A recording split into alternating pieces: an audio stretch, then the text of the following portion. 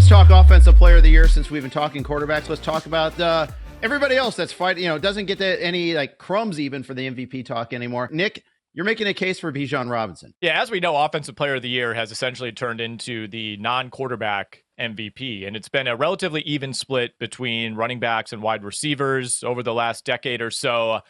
Bijan Robinson jumps out to me at 16-1. I don't want to bet Saquon as the favorite. Plus 650 is reasonable. Plus 950 for Jamar Chase, also reasonable. But I don't like betting on players coming off of what feels like a peak season, particularly running backs. If you look back, 2,000-yard seasons or even guys who've come close to 2,000 yards, there are very, very few examples of players following that up with another historic all-time offensive player of the year type of season. So I'll be fading Saquon Barkley, lightly in terms of fantasy and fading him more in terms of the awards markets. But I think getting 16-1 on Bijan Robinson, who's right there with Saquon Barkley as far as talent at the running back position, I want to look for somebody who has not had their peak season yet. And I think we're entering that kind of territory for Bijan Robinson, who, was picking up about 5 more touches per game over the second half of last season. I think the Atlanta Falcons finally realized that this offense needs to run through him. And I'm just high on this Falcons team overall, high on this Falcons offense. I think, this is a team that won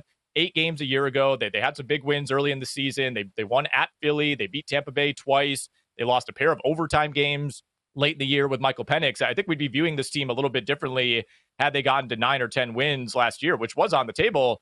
This offense was completely hamstrung by Kirk Cousins for most of the year. They basically had to go into a shell and just play not to lose, essentially, because their quarterback couldn't throw the ball more than 15 yards down the field. So part of this, of course, depends on your evaluation of Michael Penix, how good you think he's going to be in his first year as the full-time starter. But I'm in on Penix. I think we're going to see kind of a supercharged version of this Falcons offense led by Bijan Robinson.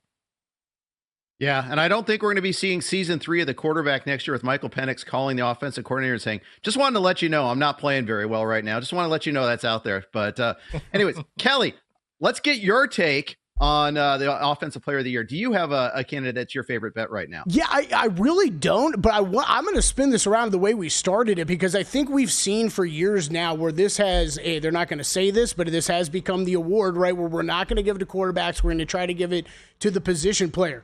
Did last year change that thinking at all for you guys going forward with how much love Joe Burrow got down the stretch for this award? Because that's where I'm maybe a little bit more interested in some of these quarterbacks than I have been in years past. So, Jeff, I'll throw that to you. As you're thinking on this, changed it all heading into this year, or would it only be a position player for a bet for you? I think it would probably be a position player for a bet for me. I think we are in a really unique quarterback era here.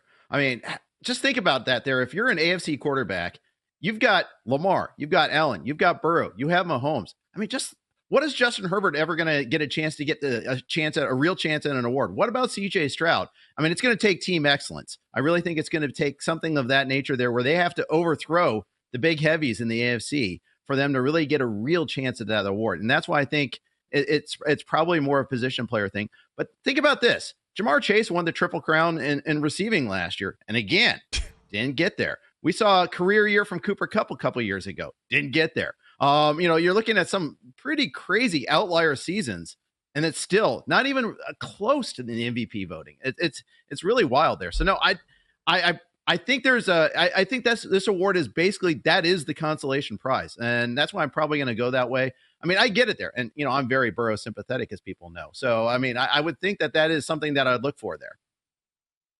Yeah, I think that's going to be interesting going forward. Nick, any quick thoughts on that?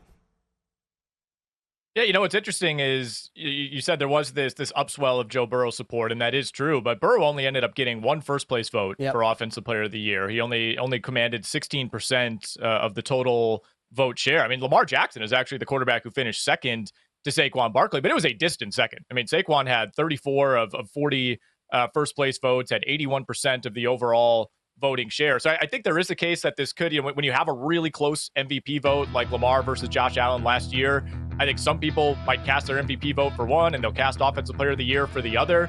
But again, we saw an all-time season from Saquon Barkley. Chances are there's going to be a position player who puts up that kind of year, whether it's a running back or a receiver. So I would not bet on a quarterback for OPOY.